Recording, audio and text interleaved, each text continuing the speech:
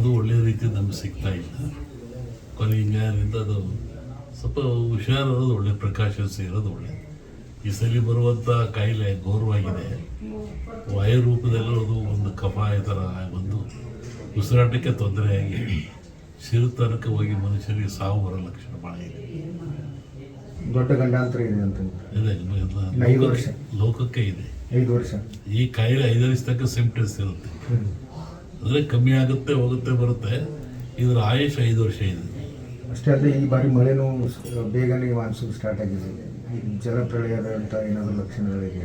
ಈ 4 ಮೊನ್ನೆ ಹೇಳಿದ್ದಲ್ಲ, ವಾಯು ಜಾಸ್ತಿ ಇದೆ, ಜಲದ್ದು ಜಾಸ್ತಿ ಇದೆ, ಮೇಘಸ್ಫೋಟ ಆಗೋ ಲಕ್ಷಣ ಭಾಳ ಇದೆ, ಹಿಮಾಲಯದಿಂದ ಅಪಾಯ ಇದೆ, ಅದು ಡೆಲ್ಲಿವರೆಗೆ ಆವರಿಸ್ತದೆ, ಭೂಕಂಪಗಳು ಭಾಳ, ಜನಗಳ ಸಾವುಗಳು, ಮತೀಯ ಗಲಭೆ ಹೆಚ್ಚು, ಅರಸ ನರಮನೆಗೆ ಕಾರ್ಮೋಡ ಕವಿದಿತ್ತು.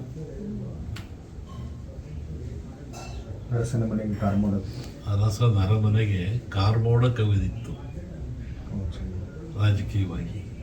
ನೀವು ಹೇಳಿದ್ರಿ ಈಗ ಮತೀಯ ಗಲಭೆಗಳು ಸ್ಟಾರ್ಟ್ ಆಗಿ ಯುದ್ಧದ ಭೀತಿಯೂ ಸಹ ಇದೆ. ಆಯ್ತಲ್ಲ, ಇದು ಮತ್ತು ಯುದ್ಧ ಭೀತಿ ಪ್ರಾರಂಭ ಆಗ್ತದೆ. ಜನರಲ್ಲಿ ಅಶಾಂತಿ ಇದೆ. ಇದು ಹೊಸ ದೇಶ ಉತ್ಪತ್ತಿ ಆಗ್ತವೆ, ಕೆಲವು ದೇಶಗಳು ಅಳೆದು ಹೋಗ್ತವೆ. ಅನೇಕ ರಾಜಕೀಯ ಮುಖಂಡರಿಗೆ ಸಾವಿದೆ, ನೋವಿದೆ, ಥ್ರೆಟ್ ಇದೆ. ರಾಜ್ಯ ರಾಜಕಾರಣದಲ್ಲಿ ಏನಾದರೂ ಮೇಘಸ್ಫೋಟ ಭಾಳ ಇದೆ ಜಗತ್ತಿನ ಇದರಲ್ಲಿ. ರಾಜಕಾರಣದಲ್ಲಿ ನಮ್ಮಲ್ಲಿ ಈ ಸಾಮಾನ್ಯವಾಗಿ ಭವಿಷ್ಯದಲ್ಲಿ ಯುಗಾದಿ ಒಂದು ಭವಿಷ್ಯ ಬರುತ್ತೆ, ಆಮೇಲೆ ಸಂಕ್ರಾಂತಿ ಭವಿಷ್ಯ ಅಂತ ಬರುತ್ತೆ. ಯುಗಾದಿ ಭವಿಷ್ಯ ಮಳೆ ಬೆಳೆ ಜನ ಇವೆಲ್ಲ ಹೇಳ್ಬೋದು. ಸಂಕ್ರಾಂತಿ ಭವಿಷ್ಯದಲ್ಲಿ ರಾಜರ ಬಗ್ಗೆ, ದೊಡ್ಡ ದೊಡ್ಡ ವ್ಯಾಪಾರಸ್ಥರ ಬಗ್ಗೆ, ಶ್ರೀಮಂತರ ಬಗ್ಗೆ ಅದು ಬರುತ್ತೆ. ಅದರಲ್ಲಿ ಸಂಕ್ರಾಂತಿಯವರಿಗೇನು ಸರ್ಕಾರಕ್ಕೆ ಅಪಾಯ ಇಲ್ಲ, ಸಂಕ್ರಾಂತಿ ಭವಿಷ್ಯ ನೋಡಿ ಹೇಳ್ಬೋದು ಏನಾಗುತ್ತೆ.